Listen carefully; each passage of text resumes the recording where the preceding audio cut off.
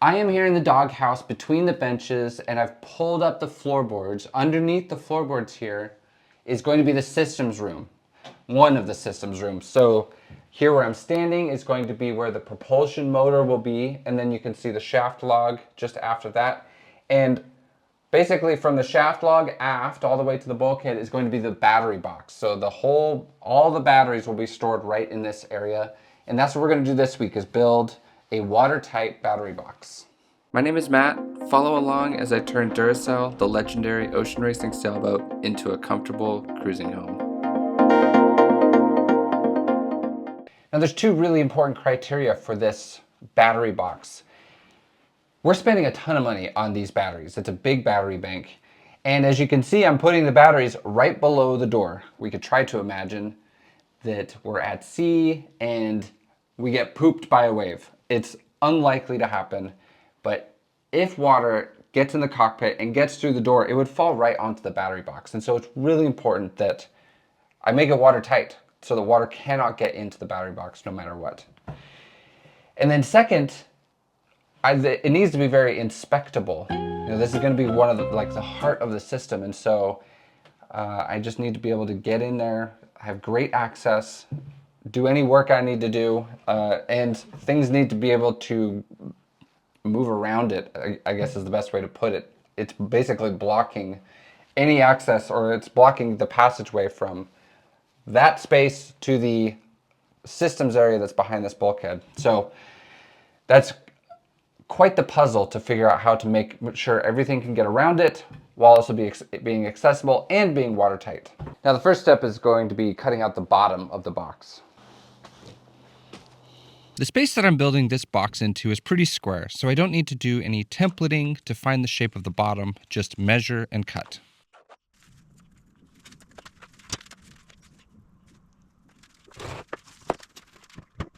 This is the bottom panel of the battery box that I just cut out. This is some of the Adura panels that I'm using, and this has 2 layers on each side, so 4 layers total of the 15-ounce fiberglass, so it's quite stiff. It's going to be about 600 pounds of batteries, and it's spanned over the stringers, you'll see once we get it in there.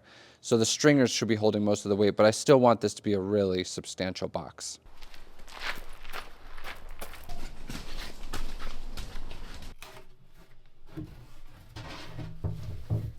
This is a good fit and a good start. So the next thing I'm going to do is build the forward wall of the box.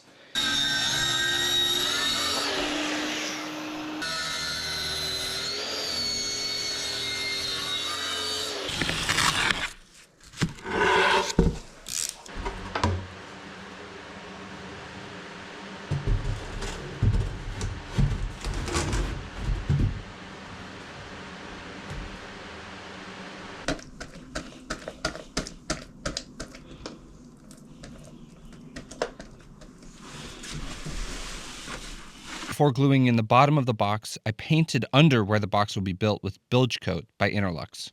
I don't anticipate really seeing this space ever again, so it was the last opportunity to get paint on it.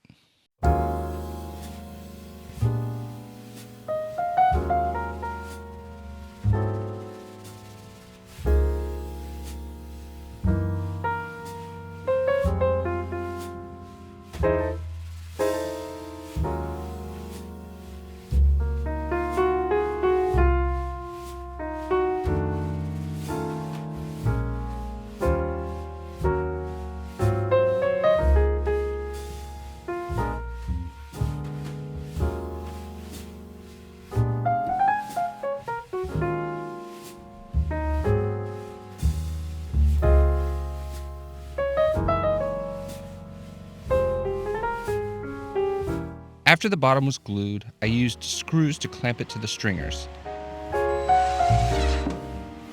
Then I swept a big fillet around the perimeter to seal it up.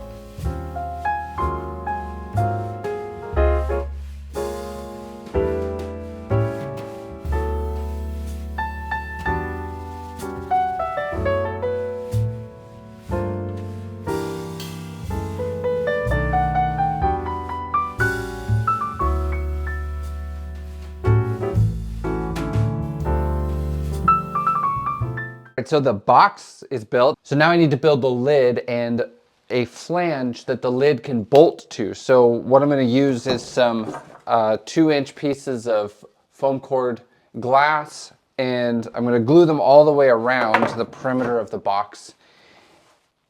And then we're going to figure out a way to bolt the lid to these flanges. Right now what we're going to do is just glue in these flange pieces.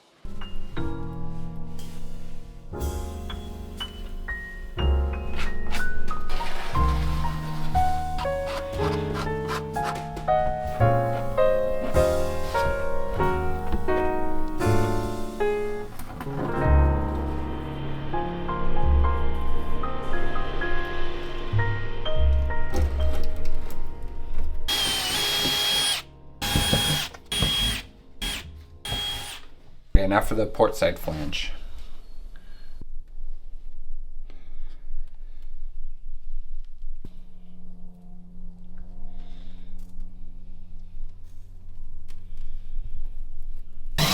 The fore and aft flanges are a little bit different. The battery box needs to contain the batteries, but it also needs to like pin them in place. When the boat moves around, the batteries can't move around. And if the boat, like for a really terrible reason, rolled over, the batteries wouldn't fall out of the battery box. They'd stay in place. And so what I'm doing is I'm going to glue in this angle below the flange. And the angle and this will be on both the fore and aft edges, I'll be able to slide in like a square beam, like an aluminum beam that's above the batteries and below this flange. And so that beam would trap the batteries into place. I'll probably do 2 of those, and they'll also be bolted using all thread between the batteries plus having this flange at the fore and aft ends. And then the foam bit on top is so that I can bolt the lid onto the top of the battery bank.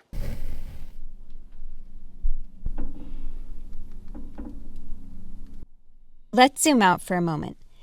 This battery box is at the heart, or it's protecting the heart, of the electrical system, which includes propulsion. You've been designing the system for a long time now, and from my perspective, it seems like this is one of the more challenging projects yet. Yeah, definitely. It's a non-traditional system. Right, there's like a lot to figure out. There's not a well-trodden path for you to follow. Exactly. So tell us, in a nutshell, what the plan is for the electrical system. Well, so this battery box is going to hold 6 batteries. By building this box in the dimensions that it is, we're essentially committing to MG batteries. MG Energy makes 300 amp hour, 24 volt lithium iron phosphate batteries. So there's going to be 6 of those installed in the box. It's like something like 45 kilowatts. And then there will be just aft of that diesel DC making 48 volts generator. And that's going to be about a 15 kilowatt generator. And then forward of the battery box is going to be a propulsion motor. So it's what's called a serial hybrid propulsion system, where the shaft is not turned by a diesel engine at all. It's only turned by the electric propulsion motor. So it's a very exciting system. It's something we've installed in our previous boat. Without the coolest part about it, in my mind, is the DC generator part, and that's because it's just more efficient. We are putting all the electricity either straight into the batteries or straight into the electric motor. It's a really, really fun system. And, I'm getting a ton of help from first Jack, who is building the propulsion motor and the generator, and then Mike at Sea and Land has been a huge help, figuring out the batteries, figuring out this battery box, and in the future, doing all the electrical design work in the whole boat. So, yeah, this whole system design is very exciting, and I'm looking forward to getting it all installed starting this fall.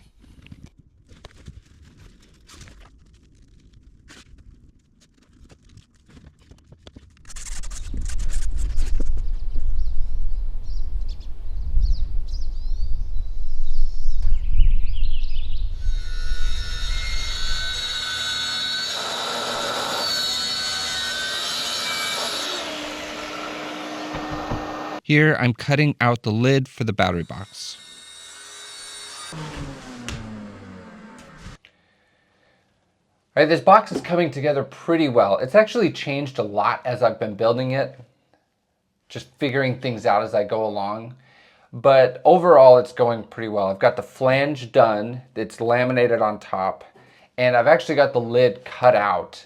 But remember that this box needs to be watertight, just to make sure that any water that comes in the door doesn't get onto the batteries.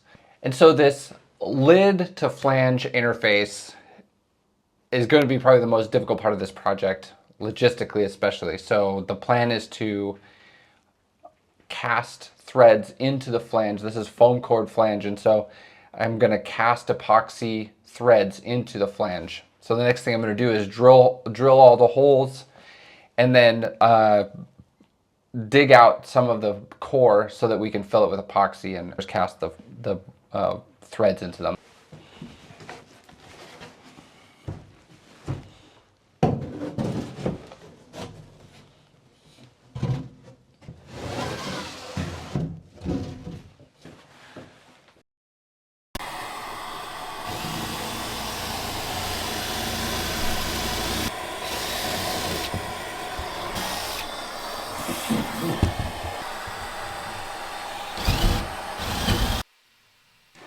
Boring.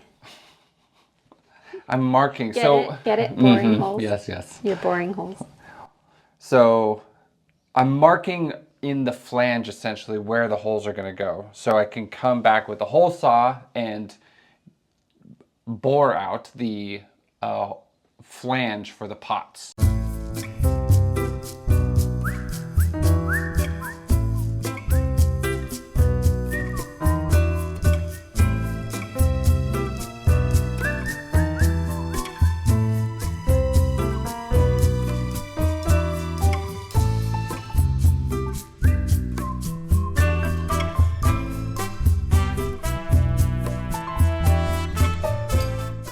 The next thing I'm going to do is put a wood border around the perimeter of the lid. I'm actually going to cut a rabbet into the edge and glue in the wood border into that rabbet. That way the perimeter of the lid is way stiffer for sealing against the top of the box. So I've got my dado blade in the table saw, and right now it's 3/4 inch wide, so I'm going to cut it twice and make an 1.5 inch wide border all the way around. And I'm either going to use some Meranti or Doug fir as the wood for the perimeter. That's what I have on hand. So should be a fun project this afternoon.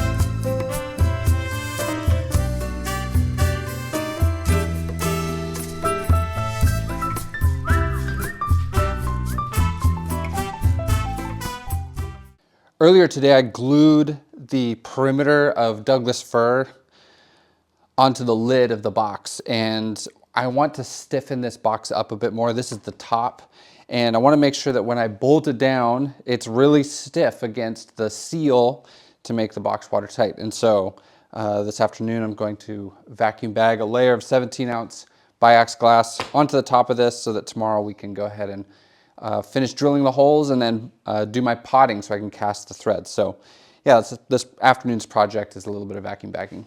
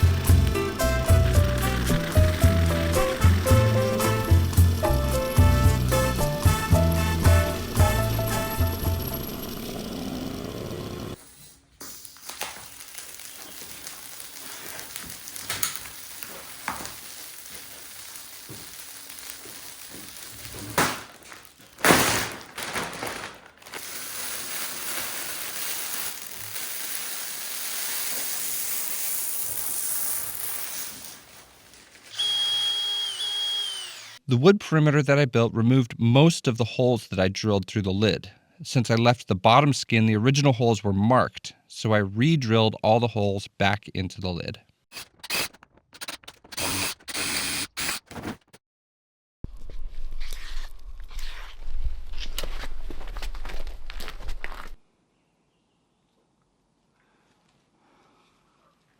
All right, the next thing is to cast my nuts into this flange.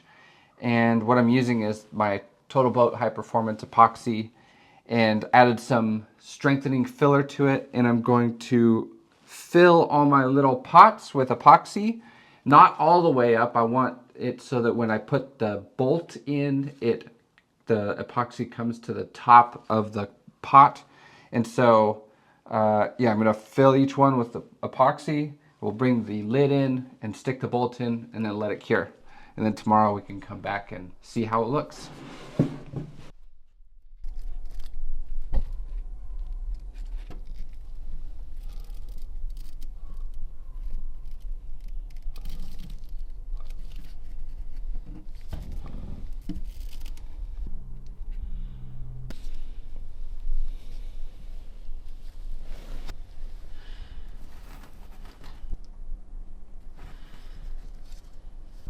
A lot of the work you do on this boat reminds me of dental work. Me too. Especially when I get my little Dremel tool thing out, start grinding. Ew. Grinding at little things. Hopefully you wouldn't do too much grinding as a dentist. Well, it's, necessary, I think. Anyone want to hire Matt for some dental work? Oh yeah, I'll do it for cheap.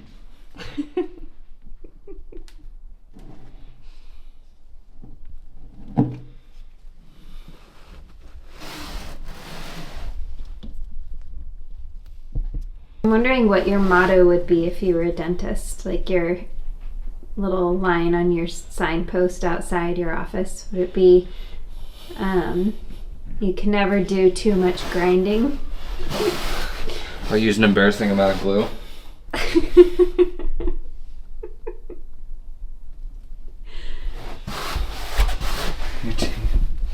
I use so much glue your teeth will never fall out. You wouldn't even have to buy new tools. You've got all the tools in your shop. Yep. Grinder, sander, epoxy, acetone.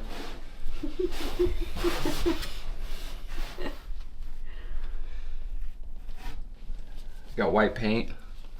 That's right. If anyone wants some tooth whitening. Mm-hmm. Okay, I think these are ready.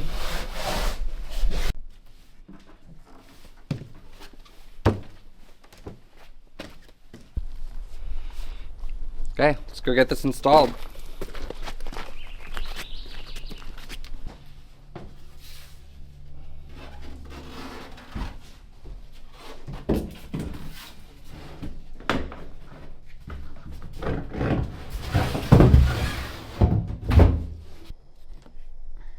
These are heavy.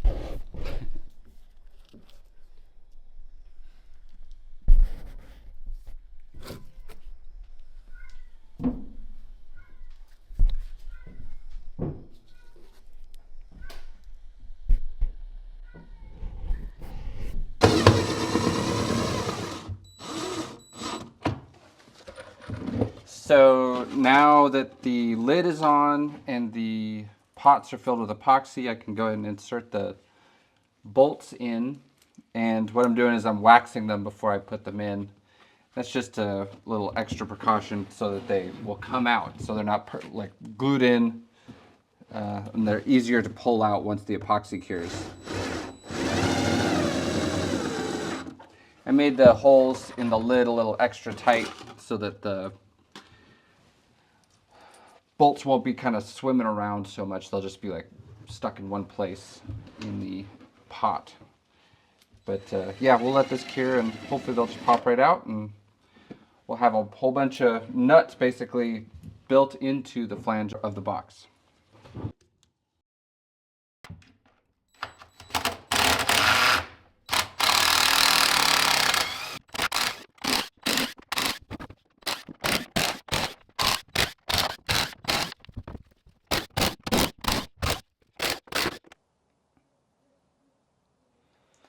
So this turned out really good.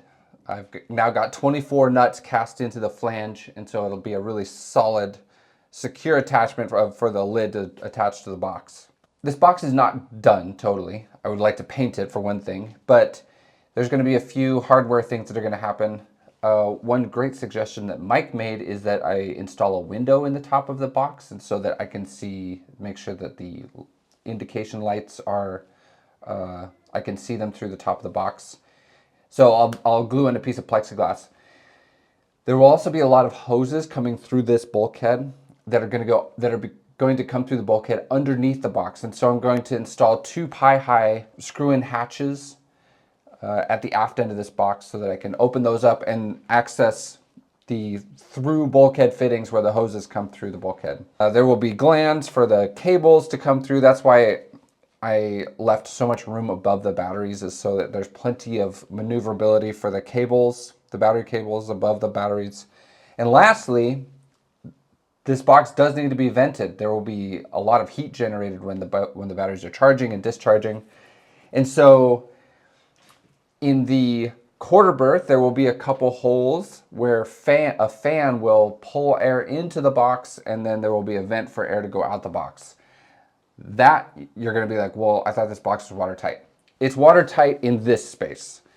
It won't be watertight in the quarter berth. If the quarter berth filled up with water, the battery box is filled up with water. But if we have that much water in the quarter berth, we have bigger problems.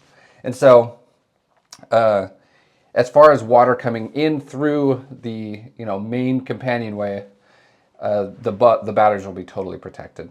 So there's a lot to do left here, but for now the basic box is done, and it turned out really, really nice, I think. All right, let's put this back together.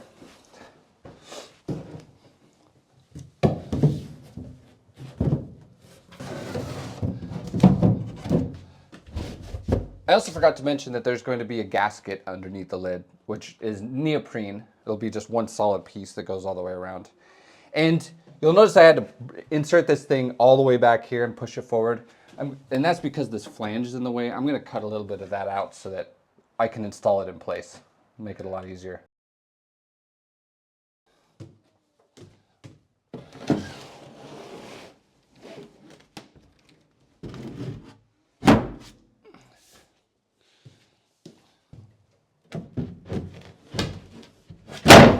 There's the last floorboard. All buttoned up.